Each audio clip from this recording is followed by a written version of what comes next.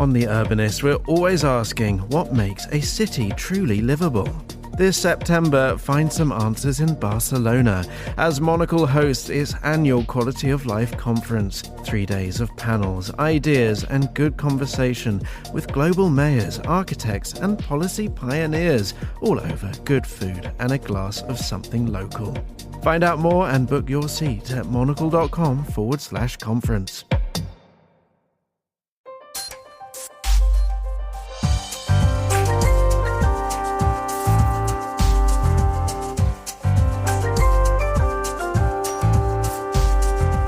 Hello and a very warm welcome to a special live edition of The Urbanist on Monocle Radio with me, Josh Fehnert.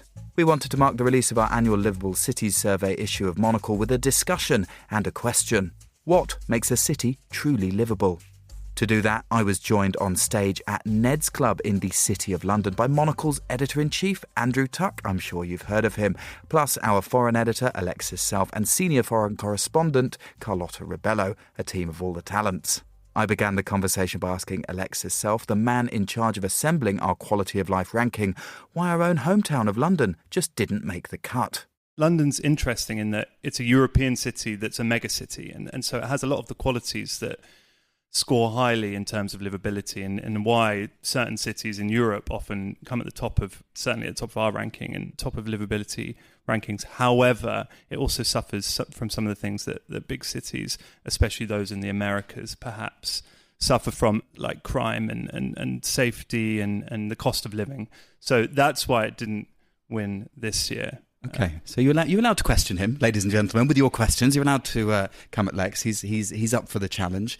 Carlota, I want to touch on something that Andrew said very forcefully and very brilliantly. Can one person change a city? You're an amazing producer for The Urbanist, the show that you and Andrew have done for umpteen years.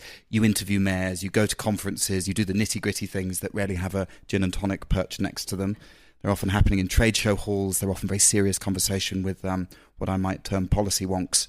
What does it mean to people in this room to be part of a city, and can one person change things? One person can change a city, but it doesn't take just one person. That's the best way of putting it. We've met through the years so many, activists that became mayors, or the change that starts in your neighborhood that then prompts something bigger.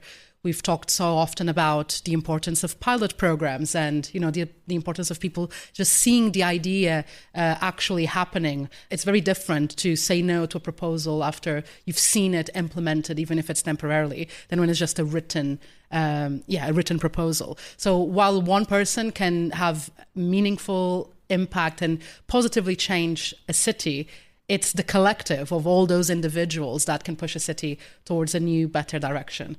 And over the years on The Urbanist, it's a weekly podcast that somehow over more than a decade, we haven't run out of things to say and of amazing people to discover and amazing cities to unpack as well. Time and time again, it is these stories that resonate with us, the people first stories. Someone in their neighborhood that saw a patch of grass that was abandoned and decided to take care of it. The next thing you know, it prompted a neighborhood gardening project or an allotment project. It's small things like that truly impact our quality of life.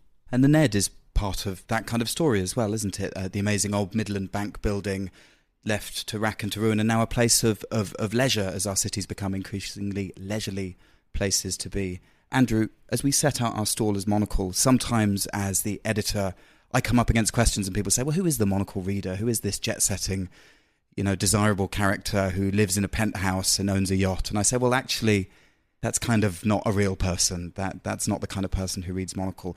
What kind of stories are we telling, and who is the Monocle reader? What might be a luxury to a Monocle reader? It's probably more like a bike than a boat, isn't it? I hope so. I hope it's a diverse group of people in lots of different ways. So one of the things when we started Monocle, it was about trying to create a single magazine that sold all around the world. At the time, we were up against like sort of Time and Newsweek. We thought they were doing the Asia edition, the Americas edition, and we just did one edition, all in English.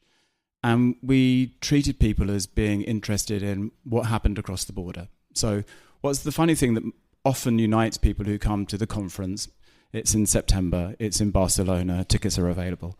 The interesting thing about those readers is when they come together, there's something about them that makes them look up from their national identity, their national media, and look across the horizon. So the fascinating thing is often the people who come to a Monocle event, the thing that makes them like Monocle is, their mum is German, their dad is Italian. They went to school for a couple of years in the States. Their parents travelled around the world. They were born in India. They ended up in Canada. All of these funny little journeys. So lots of the amazing people who come to those conferences, they're not wealthy and they're not super jet set at all. They're just people who have a take on life that makes them look across the horizon. And you're in this world that we live in where people are encouraged not to look across the horizon in some countries, to think that everything is within their borders. That's the thing that always makes me so passionate. I grew up in a very regular family. By the time I was 16, I think I'd been abroad once. So for me, all these things about going across the border, going to see what's over the horizon are so amazing. And that's our reader. And when we do this urbanism discussion, and when we meet people, this is what we're bringing to people. We're bringing to people ideas. We often go into a mayor's office or go meet a CEO, and just by the nature of what we're doing, we have 35 correspondents around the world. We have editors in all these different places. Sometimes we know a little bit more than they do. It's terrifying that so many mayors live in cities where if they're seen to travel abroad, they get in trouble. I interviewed Sadiq Khan for the first time this year in MIPIM. It's in Cannes. It's a really important event. It's about real estate. It's about getting people to talk about buildings. And the guy had been nervous to go, not because he didn't think it was important, but he was unsure whether it would be picked up by the Daily Mail and he'd be told off for spending taxpayers' money. Sadiq Khan in Cannes isn't a headline he wants to read. So if it had been in Leeds, he could have gone, maybe, but it was difficult to go. And the terrible thing is that so many mayors miss best case examples of what you could do. When we're thinking about cities at Monocle, we obviously look at some hard data. We look at the population, we look at the GDP, but we always saw that ambulance response times can only tell you so much about a city. To a certain extent, living in a city isn't a quantitative notion, it's a qualitative notion. It's a thing you feel and it's a story you tell. And Lex, after 16, 17 years of doing the city survey, you've decided to help us mix things up with some new metrics for 2025. Now, we're going to be doing a bit of a strange dance here, not literally, but because we sent the issue to press today, we haven't actually announced what the winning cities are, but I think with some deft questioning, you could probably crack Lex. But maybe you could tell us a little bit about why we wanted to change it and why maybe the Economist Intelligent Unit's version of what makes a good city isn't really how we think about cities, or I suspect how many of you who live in cities think about them either. What do we mix up? Yeah, exactly. And I think you guys have already mentioned a lot of those things. When you think about where you want to live or where you want to visit, you do think about the kind of stuff that can be measured in data, stuff like Josh said, ambulance waiting times. But then you also think about, the qualitative things like what the architecture's like and, whether you can have a good night out or you can get a drink after 10 p.m, which you can't really measure in data, which are kind of qualitative things that we make an editorial judgment on. And we thought about it this year, and we thought, as Andrew said, a lot of the same cities keep coming up. And as I mentioned, these are often places in Central Europe. They're kind of typically the same size, less than 3 million people, usually around 2 million. And they've got high levels of income equality, and they kind of look the same. But that's when you kind of mesh all the data together and you come up with a kind of coefficient.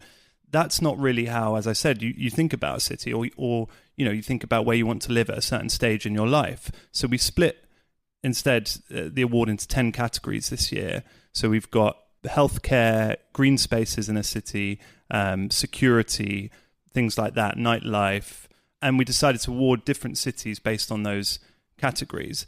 Because I think you experience a city differently depending on what stage you are at in your life. If you're in your 20s, you're thinking more about nightlife. If you're in your 30s, you perhaps think a bit more about your career. If you have kids, where's a good place to raise a child? And then as you get older, you're thinking about things like healthcare and how easy it is to get outside and do these kinds of things. So we have 10 categories this year, and it allowed us, there's still some of the same old cities that you see in these things because they are very nice places to live, but then also some locations that perhaps don't come to the top of, we've already said, the Economist's list, but that are fun and have a kind of laissez-faire attitude to living, that really enhances the livability of somewhere, I think.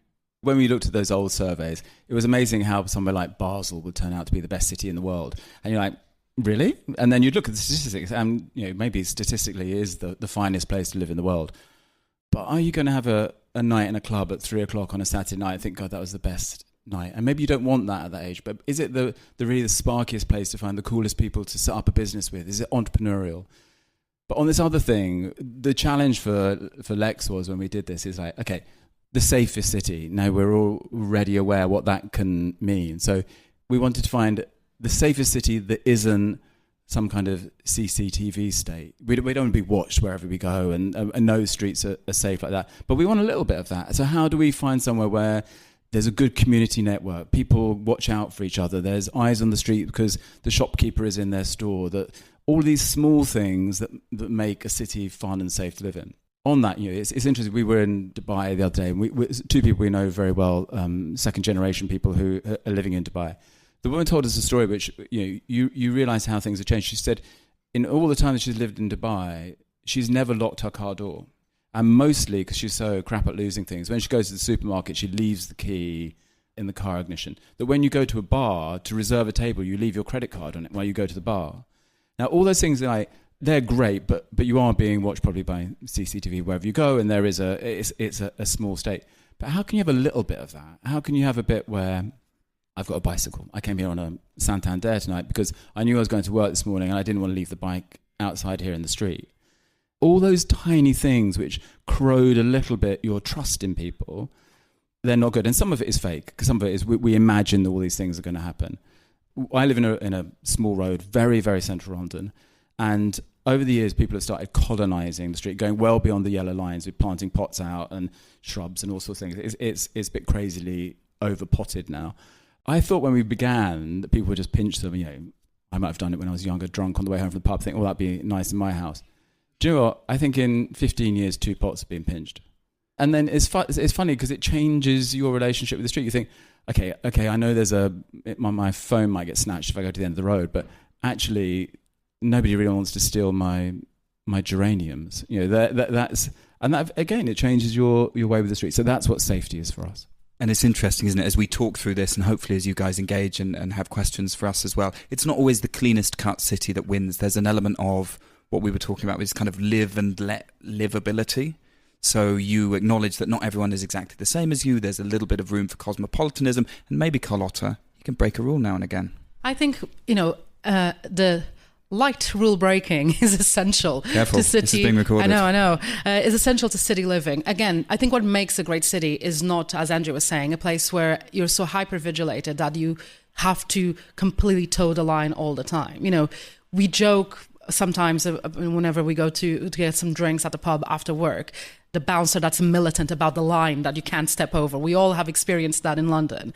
And, that's the small example of how many of these tiny rules would actually be better if they were broken. Why not set up a table and chairs outside a little cafe and a restaurant when, if it's after the main hours of the day, at the end of the day? There's small things that we can all do in cities that I think really enhance how we experience them. Because at the end of the day, it is about, what makes London great for me is different than what makes it great for you and for everyone in this room. I think we all experience cities differently. So it's so difficult when we talk about just hard data to actually convey the message. And I'm not saying all for rule breaking, but a little bit there. Well, there's often some nuance around these things, right? You have these amazing music venues that have been open for years and years, and they brought people to a neighbourhood, and then suddenly the house next to the venue is worth 10 times as much as it was 10 or 20 years before, and the owners start saying, well, we're a bit older, we don't actually like the music, and they complain to the council, and the venue gets shut down. That's leaving in its wake a problem for the younger generation, and it changes the neighbourhood. So I'm going to say a dirty word, and I'm going to ask about gentrification. Lex. Why, because he's a gentleman? Or? Yeah, look, I mean, it's very, these words are very charged, and 30, 40 years ago, gentrification was seen as an unequivocally good thing. I mean, for a city to be improving, becoming more safe, becoming richer as a result was seen as obviously as a good thing. The problem is when, and again, I go back to the difference between London and certain European cities. Go on, name them. Well, I mean, places like Vienna, for example, which always scores highly. It won 2 years ago in our ranking. It was second last year. I mean, it has kind of enviable social housing system. which means that because the social housing is so good, and they build like between 6,000 and 7,000 new social housing units a year, and then I think rent is on average €400 for an apartment, and that's obviously set for decades. Because the social housing is so good and abundant, it means that other property isn't stratospherically expensive. There is expensive property in Vienna. There's very beautiful apartment buildings, and you know, they're desirable and therefore expensive. But you don't have the same huge skewed inequality that you have in places like London and American cities that have less of a control. Now, people like to talk about a happy medium. You don't want a housing market or a city that's too controlled, because then it stagnates, then you end up, it's a domino effect, and it's not a nice place to live. And you know, people talk about it a lot with regards to Airbnb and short-term rentals. You know, done properly and properly regulated, these can be good things. You know, they're good things for the people who live in a city because they allow them to get a bit of extra income, and they're good things for people visiting the city. They experience it in a new way. You know, they stay in a neighborhood that perhaps doesn't have a lot of hotels. They can entertain in their apartment. The problem is when there are no barriers on it, there are no controls on it, and it just leads to rapid change in a neighborhood that was once a nice place to live, and suddenly not many people live there, and therefore it isn't a very nice place to live. So yeah, gentrification. And you know, you go to American cities, and I think that they're less kind of precious about gentrification than they are in Europe, because this is a country in which internal migration is so intrinsic to the national way of thinking and living that almost everyone has moved to 3 or 4 different cities, you know, by the time they're in their 30s, 40s, or at least they know people who have, and they can't trace generations of their family probably back more than 1 or 2, unless they're a sort of Boston Brahmin or something like that. So it's less fraught, that conversation. It's less this idea of people coming in and changing a place. I mean, if you looked at London, most neighborhoods have pretty rapid turnover, and areas that have a kind of particular ethnic community often, you know, change very rapidly. Near where I grew up in West London, in Ladbroke Grove, there's a street called Golborne Road. You know, it was once the centre of the Portuguese community in London, and it's now the centre of the Moroccan community. And, you know, both of these groups of people have come in, enhanced the place, changed it, and, you know, enriched it as a result. So I think it's very easy to think or see the word gentrification, and immediately it's a red flag. But, you know, it's about responsible gentrification in cities so they don't change too quickly and too much. But then there's also the side of, often when we hear this debate about gentrification, the same people that are against it want development of underused parts of the city, and you can't have one without the other. For example, there's this neighborhood in Copenhagen, a big project redeveloping the harbor called Nordhavn, and it's going to be completed until 2060. Parts of it are open already, but the rest is coming in 4 phases. And it's a beautiful project. You know, people are living there already. It's not car-free, it's slow traffic, so they've designed it in a way that encourages slow driving so that it's safe for pedestrians. To acknowledge the fact that people need to drive in and out, there's car parks in access points, and on the rooftop of the car parks, there's a playground instead of just a concrete slab. So it's a way of activating other spaces. Design-wise, architecturally is beautiful, you know, all the concepts of what you can imagine of how to cool down a house, thinking about resilience, safe proofing. It's a harbor development, so taking into consideration the rise in sea levels, etc., etc. Once people started moving in, the discourse went from this amazing thing to, look just how expensive it is, who would afford to live there? And completely ignoring the fact that there's parts of it that are affordable housing, but you need to put sometimes the premium tag in parts of these developments to deliver the change. And over the course of the completion of the project, by 2060, the majority will be affordable, but you sort of have to start somewhere. So it's interesting, the conversation about anti-gentrification and how it's the biggest evil that has come to cities, when on the other side, you sort of need that money to come in to start changing parts that otherwise was just an industrial harbor that had been abandoned for decades. I've got a point on that, and it relates to Andrew's interview with Sadiq Khan in Cannes. You know, Sadiq Khan talked about how much transport infrastructure has changed London and opened up new areas in London. You know, no one would argue against extending the Bakerloo line, actually a personal project. It's something very close to my heart. That's going to take you. That's going to take him a long time. Yeah, I've got a big spade, and I'm going to. No, it's something close to my heart because I did live down in southeast London, and it's a kind of desert compared to other parts of the city in terms of tube coverage.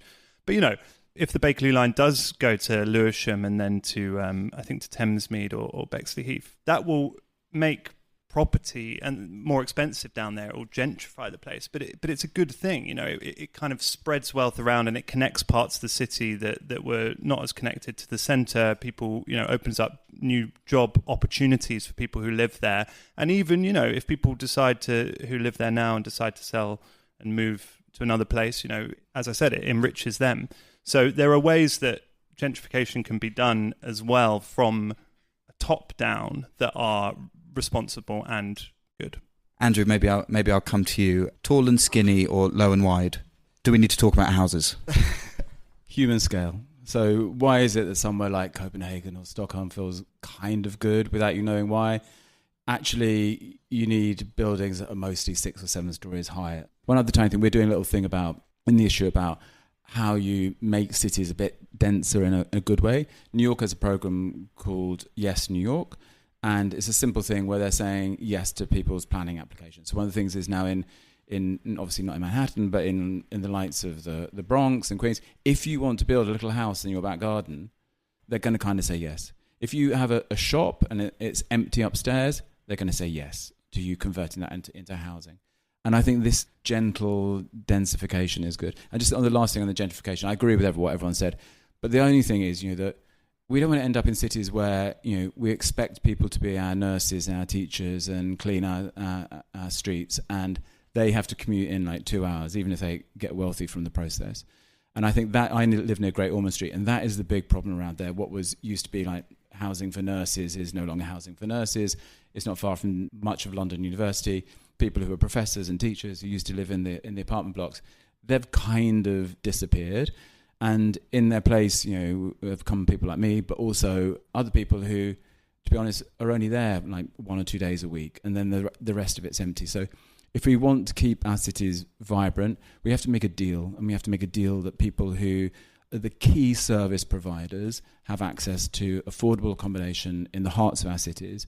And because if we live in homogenized places, we all go a bit crazy. It's when we rub shoulders with other people that a city is perfect. And that's why the town square, oddly, that's why when you go to Tate Modern and you go to the Turbine Hall, why is it cool? Because it's an indoor agora. And you just see people having a great time that are different to you hope. And that's what we need in our streets. And we'll be back at Ned's Club in just a moment. But first, an invitation to join me, our editor-in-chief Andrew Tuck, Carlota Rebelo and Alexis Self in Barcelona. This September, Monocle's Quality of Life conference returns, this time to one of Europe's most dynamic cities, Barcelona. Join us for 3 days of sharp ideas, warm hospitality and spirited debate on everything from urbanism and diplomacy to design, retail and media. Want to be part of the conversation that's shaping the future of how we live and work? Find out more and book your seat at monocle.com/conference. We'll return now to our conversation at Ned's Club. Hi, I'm Natasha. I'm curious how you sort of integrated that cultural or cross-cultural lens into the question of what people value in their city. And I'm thinking particularly about sort of the differences between more individualistic cultures where perhaps we're thinking about entrepreneurship opportunities and career advancement, opportunities to stand out and be unique and find these really special experiences, and then maybe more collectivist cultures where it's, about how do you cultivate structures that reinforce and foster a community or things like that. So I'm just curious, particularly when you developed those metrics and have evolved the survey, if there's been sort of that cross-cultural lens. Can I just give 2 little quick points? What is an excellent question.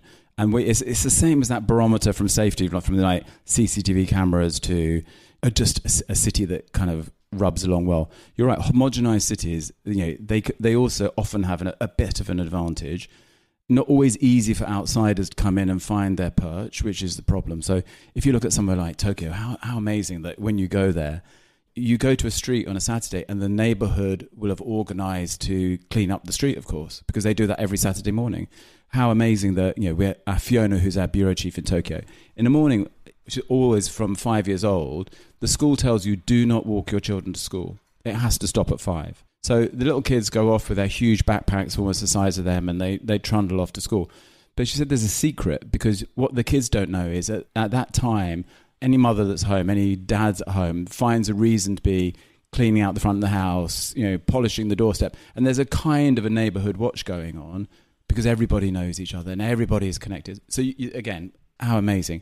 But for us, we do ask these simple questions about access for people who are outsiders. So is gay marriage accepted is actually one of our metrics. What is the tolerance for outsiders? What access routes are given to people who are new migrants? What's the number of racist attacks in a year? So we try and find these bits also in a city. Is there a route in? And once you're there, is it not so homogenized you can still find a place to be yourself, to add to the community without feeling that you have to be whittled down a little bit?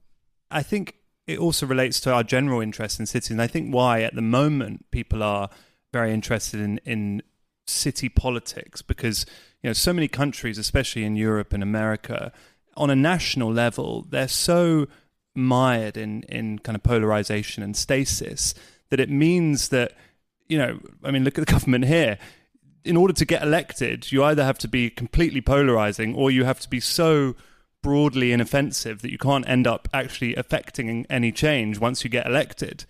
Not naming names, but in cities, that you still see radical politics being enacted and affected, and kind of solutions to problems being discussed and debated and acted on. And again, to talk about Sadiq Khan and what Josh said about the kind of power that local residents have to control licensing laws, and Sadiq Khan, I think I'm not like a super Sadiq mega fan, but I think this is a very wise thing that's happening, is that, councils decide on licensing laws, or they did, and they're beholden to their voters, who are often people who don't live near places that they don't want to be disturbed by at night. So Sadiq Khan's taking those decisions out of council's hands and putting them into his own, into the mayor's office, so that he can grant more late night licensing, which is what makes a lot of cities nicer places to live in. So it's about passing that data, and all of the cities that we feature in the survey, and all the ones that we research, the research and the writing is done by people who live there and who have lived there for a long time, and who are people whose judgment we trust, and who are great journalists, and therefore we have that way of looking at the data and then talking to these people and talking about things and seeing local politicians and what they're doing, and whether that kind of symbiosis of that hard data and these more kind of fluid things and ideas are creating this richer culture. And like any agora, there's a huge argument in the office from correspondents who say, my city's better for this reason, or I came here and I lived in this other city, it wasn't right for me. So Carlota's point about us all experiencing the city differently, there are some things we all agree on about London. It's the best city, it's the worst city, it's the most expensive. Actually, you can live here quite cheaply. Wherever you're coming from, it comes down to a narrative, and it comes down to an argument sometimes, that the numbers, they won't give you a neat picture, even if you took into account the best field work you could possibly do, even if you tried to quantify these things. So to some extent, we do our due diligence, and then it comes down to a right old Barney at the end, like any good forum. Was there another question? Maybe we'll take so many. Hannah, I'm going to ask you to pick someone. If we could just get your name and maybe a sentence about yourself. Hi there, my name's Jamie. I actually work in community engagement for Marie Curie. So what in my job I do is around end-of-life community, but it's not my question. My question is, a big criticism I hear a lot about the UK is that the city, it doesn't matter what high street you go to in the UK, you can tell already. I could go around the room and say, what are we going to find? We're going to find a Costa Coffee, we're going to find a Pret a Manger, we're going to find a Greg's. And when we talk about these cities, like I've visited Naples, Mexico City, what makes them really special is it feels like there's a certain ownership around the cafe culture, the restaurants, the bars. You can't have that rule breaking, putting a chair outside, having a cigarette or whatever, opening a bit late, when you've got this kind of standard sanitized Greg's Costa Coffee culture. And my question is there restrictions on that? Should there be restrictions on that? And who's responsible for that? Carlota, it's a wonderful question. Thank you for sharing. Carlota, we've got to come to you here because you're from a great Iberian nation of shopkeepers where independent retail is alive. Should we refrain from the chain? Well, there's a place for the chain in cities, but I think the high street might not be always the solution. So I'm not saying that, for example, in Lisbon, you won't find in downtown a Starbucks or any of the likes of those chains, but overwhelmingly, you'll still find the independent coffee owners. And I think at the end of the day, it comes down to the neighborhoods and who's responsible, whose stewardship it belongs to. So you'll have areas of the city, pockets of the city that are owned by estates, owned by certain portfolios. If all they see is the money at the end of the day, then there's nothing we can say in this room that will change their minds. At the end of the day, they want to change because it's guaranteed income. People will go there. But if there's actually that, goes back to what we were saying at the beginning, the power of one person to change the city, the power of, one person's view to actually alter a neighborhood. But if there's actually that sense of pride of, taking care of the area that you are responsible for, making sure you don't have too many competing businesses next to each other, that you prioritize the entrepreneur, the small business owner, then you are able to have a better sense and better neighbors as well. I wish I could answer, how do we change that, and whose responsibility does it fall to? Because I think it's so specific, not just from city to city, but even within a city, in London, within different boroughs, within different neighborhoods. But at the end of the day, that idea of being proud of where you live and of prioritizing grants for small businesses, incentives for people to start their own companies, that's what it comes down to.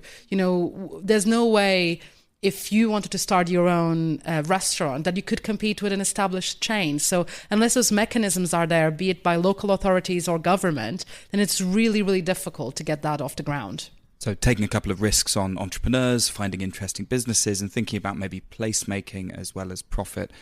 Why does it work in Portugal? You're from Madeira, but you spend a lot of time in Lisbon.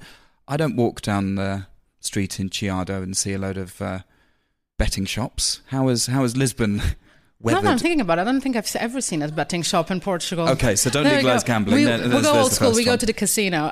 But give us an example. Why does it work in Portugal?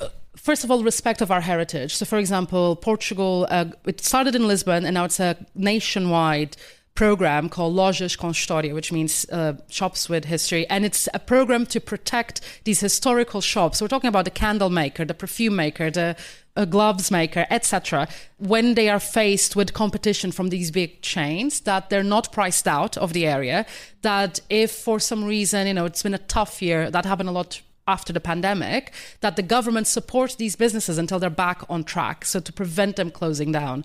And there was a recent example in Porto, this historic linen shop from the 1800s, that despite... It folded. Yeah, it literally did. It literally did. Because despite the efforts from the government and from the city to try to keep it afloat, the new family or the new generation did not see a desire to continue. So then there's nothing you can do. So it goes back to the individual. But I think programs like that have been successful in showing the importance of having these historic shops rub shoulders with the new entrepreneur, with the new business, and perhaps allows people to, if you grow up going to one of these shops that you knew your parents used to go, your grandmother used to go, etc., maybe that sparks something in you one day to start your own business. So I think there's a lot to learn there. I'm not saying it's a fail-proof model, but there's something to it. Just two tiny things. I'm just going to jump in. Paris is the same thing for its bookshops. That's why you see so many bookshops in Paris. They support the bookshops. They make sure they don't close down. And the other thing, it's a really great question, because the other really crap thing about London is the leases are 5 to 10 years. They're mostly institutionally owned. They don't want to go back out to market every year, every 2 years. So they look for somebody who will stump up enough money to cover the rent almost for 10 years upfront. And if you're a young company trying to start a shop, there's no way you can take on that risk. So your only hope is to go a little bit out to the boroughs where maybe there's individual owners. And the other thing is that the way that we develop these new projects, you go to any new of these shopping centres, all the units are the same size, big, glass-fronted. Now, if you're the candle maker, the glove maker, where do you find this kind of inroad where you can take, 200 square feet? And, maybe you can do a pop-up or something and live endlessly moving from shop to shop. But to find that is difficult. And the other thing is, we come back to expensive London. The rents are very high. You go to somewhere like Berlin, where there are still pockets of Berlin where you can get a shop, or I was in Spain the other day in a city where you can get a shop for €100 a week still. Now when I'm the young shopkeeper thinking, do I have a go? You think, okay, I'll have a go. What's the worst going to happen? I'm going to have like a €2,000 debt I'm going to have to pay off at the end of the year. But in London, you might have a £20,000 debt at the end of the year. And we see it with people who have a go and get completely burnt out by the process. So your question is excellent, because the other tiny thing is, if you own a shop and you're the manager owner, you care what happens on the street. You're the eyes and ears. You see something going wrong, you phone the police. You see some rubbish on the floor, you pick it up. It's the owner-manager of the bar, the restaurant, the shop that makes a community. Can I just add one thing on that? Which is that, in Europe especially, they have protections to ensure that, and because of the political clout of small shopkeepers, especially in places like Portugal and Italy. For the next issue, I went to Asheville in North Carolina, which is a cool place, and part of its appeal is that it has a really diverse commercial offering. And they don't have a McDonald's, they don't have a Walmart, and they don't even have a Starbucks, which is like so rare in an American town of that size. And unlike in Europe especially, there aren't controls in America on this, its profitability above all else. So what they did is, the community there is so invested in keeping Asheville weird, as they say, or its retail offering diverse, is that they actually just kicked up such a huge fuss that none of these corporate brands wanted to open a shop there. That's the other extreme, obviously, and preferably you would have some support him, but it can happen if a community kind of mobilizes against a particular brand or whatever, or tries to protect its diverse retail. We will come to the question over here in just one second, but while you're talking about Asheville, and we'll also talk about how cities are fun and to be enjoyed, because I realise that some of these topics are a bit heavy going, but you were in Asheville actually for a pretty potent reason, and it's a story about resilience in cities. Maybe you could just tell people a little bit about what happened and Monocle's changing relationship with this place, and why it's important to keep going back to know people and keep your relationships with cities. Yeah, so we worked with Explore Asheville, which is the kind of tourism marketing agency for the city, to do some commercial work for them and talk to shopkeepers there and citizens there and show why it's such an interesting place. And partly for the reason I was saying, in September last year, Hurricane Helene hit Florida and the southeastern United States, and there was a huge flooding in Asheville, which was on the corner of the storm. And it was seen as this climate haven, so somewhere that people actually moved to because it was seen to be less prone to these kind of natural disasters.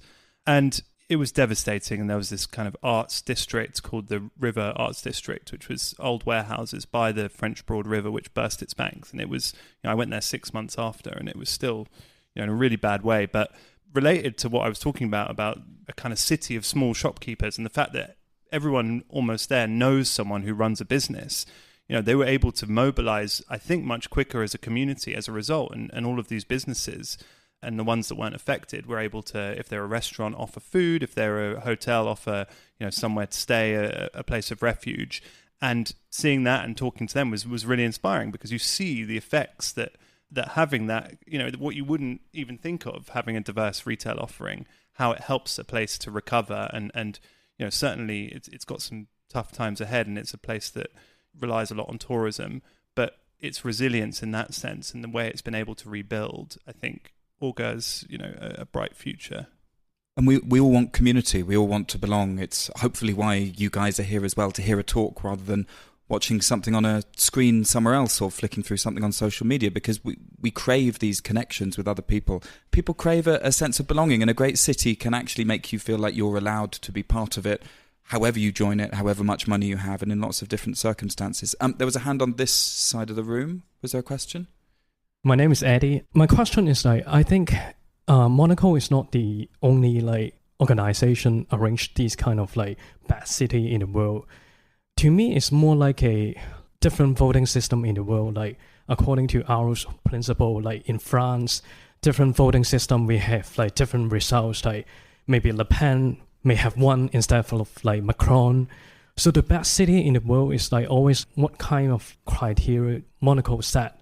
You mentioned about GDP. Did you think about the poverty gap, Gini coefficient, and how to make sure Monocle criteria are more fairer than the other organizations? So we do look at the Gini coefficient, and of course we take these things in, but I can resolutely tell you it's probably the least fair city survey. It's to prompt conversations. It's a little bit subjective at times, and it pulls on your heartstrings and your feelings and your emotions to take you out of the idea that a city could always be measured or in zeros and ones or in a single image or in a single way to live life there. So I don't know if that's undermined our point, but I'd say it's probably the least fair city survey you will ever read. But you're right, there's lots of rankings, and the reason we did it, as I said, because in the very early days when we saw these rankings, we didn't think it answered the questions that our readers cared about. It's a tiny thing. If you're travelling and you get home and all the shops are closed on a Sunday, if bars do close at 10 o'clock, those things aren't great. So we chose, of course, the core indices that other people look at, but we also chose ones we felt were kind of more pertinent to our audience. So they are skewed. They're skewed, I hope, towards our audience. And, there are things that we will continue to add. So post-pandemic, we did add, the vitality of the high street. We did count in the early years the number of Starbucks, and that was a reason to get slightly marked down in our ranking, not up. When the pandemic ended, we were concerned about the vibrancy of nightlife. So we looked at cities that had added into their budgets something to support the nighttime economy. We looked at which cities had appointed night mayors. We ranked all of those things. And the truth is, maybe the Economist Intelligence Unit has more data points than we do. I'm sure they do. And I think it's a brilliant survey, and it answers. But it's talking to an expat community who's wondering whether it's a good place to take their kids to go to school while they work in a bank. That is their audience, and it's a good audience, and they cater to it super well. We've probably got time for another question or two. My name is Sophia. My question is more about if you would compromise on crime within all the cities, or make the crime less, let's say, significant in London, or increase it a little bit in cities like Vienna, how significantly would your list change? Let's say some of the cities that you would never expect to be on the top would actually move there, or let's say London would move up or Vienna would go down, something like this, just as an example. The truth is, this is a ranking. But what do you love about a city? We all live in London. There are things I love about the city, the serendipity of the city, the way that you can walk down a street and find a place you didn't know, even though you've lived here half your life. The way that people are extraordinary in London. I meet amazing people every day. All these things are incredible. I like cities personally with a little bit of grit in them. If you ask me what my favourite city in the world, maybe Beirut. We have really good friends in Beirut. I've been a lot. Every time I go there, to like a neighborhood like Monocle, where people are out every single night, where it's fun, where there's an extraordinary mix of people, where 1 minute you're in a Christian neighborhood, then you're in a Sunni neighborhood. We have a very good friend who set up a thing called Taule, a restaurant there, and another thing called Souk Al-Taib. Souk Al-Taib is the first farmers market. And his cool thing was he just went and found people in all the villages, in every community, and said, look, we all spend too much time hating each other and in the past shooting each other. Why don't we all just sell food together? And he brings all these people, and you have Maronite, and you have every community all together. And then at the end of it, he gets them to kind of make food for each other. Now, here's a city, everything is wrong with it. The electricity breaks down. You can't get around on public transport. But it's kind of the best city in the world. So we know that we don't all want to eat fine food with foam on it every day. I don't want to eat it any day, actually. But sometimes you want the fish and chips of cities. And that's the important thing, that we mix and match, because, a little bit of grit sometimes is what makes a place not just livable, which we're talking about. We could do a lovable rank as well, and then you'd have Buenos Aires and you'd have all these other cities on there, which you don't want to live in the toughest neighborhoods of those. And one other tiny thing is, look, when we talk about quality of life, you'd imagine for a magazine that we're talking just to our audience.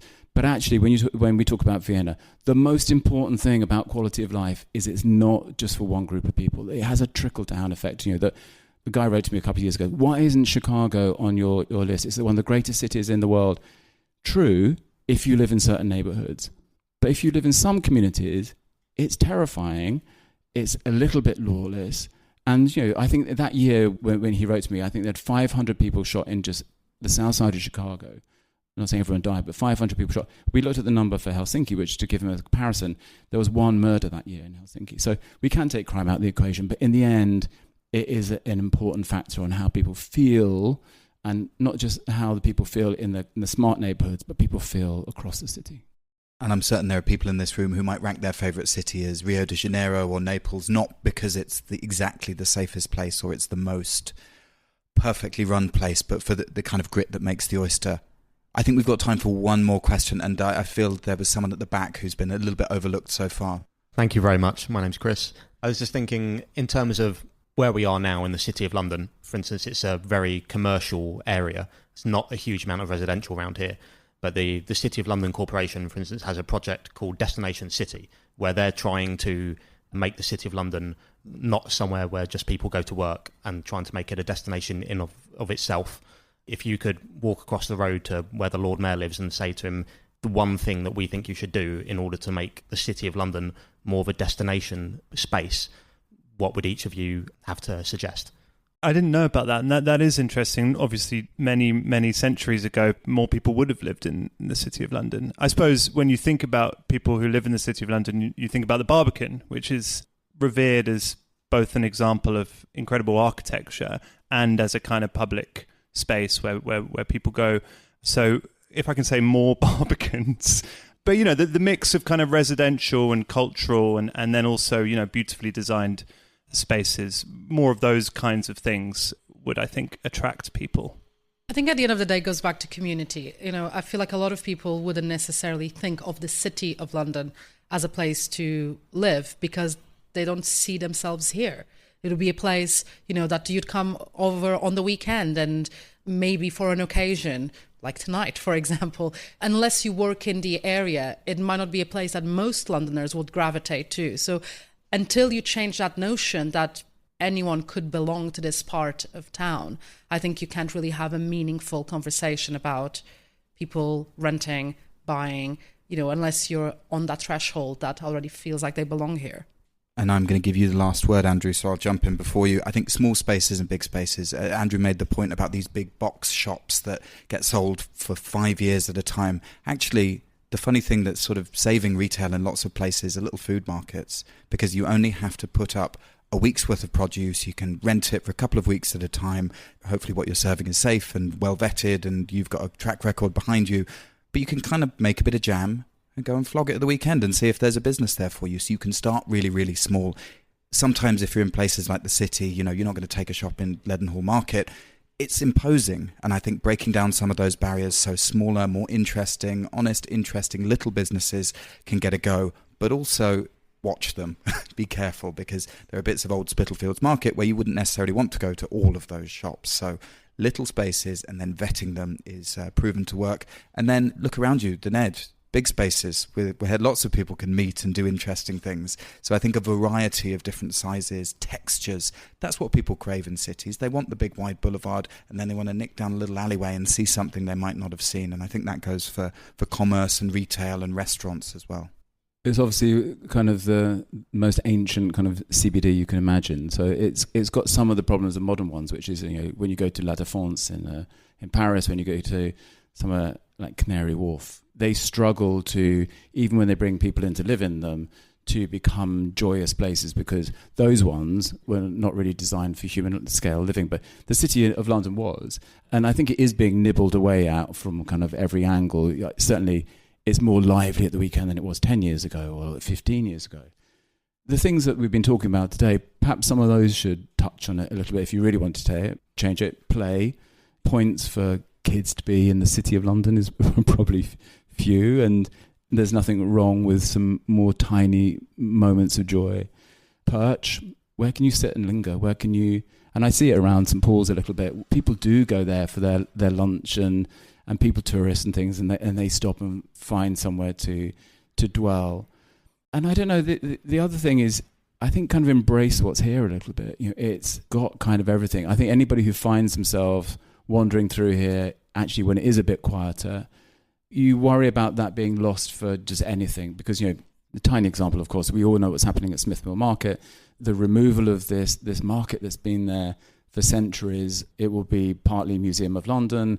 Some of it will go over probably to retail. And your question about retail, you instinctively you worry what that will be like.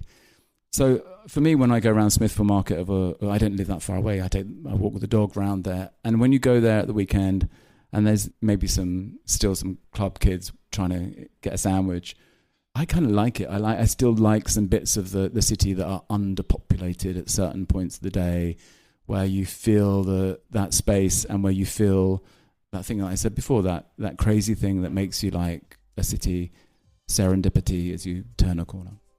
And sadly, that's all we have time for on this special edition of The Urbanist. My sincere thanks to Andrew Tuck, Alexis Self and Carlota Rebelo for joining me, and of course, our friends at Ned's Club for graciously hosting us. If you don't already, please do subscribe to Monocle magazine in time to get your bumper July-August issue, including our annual Quality of Life survey. Do it, you won't regret it. I'm Josh Fehnert, thank you very much for listening, and goodbye.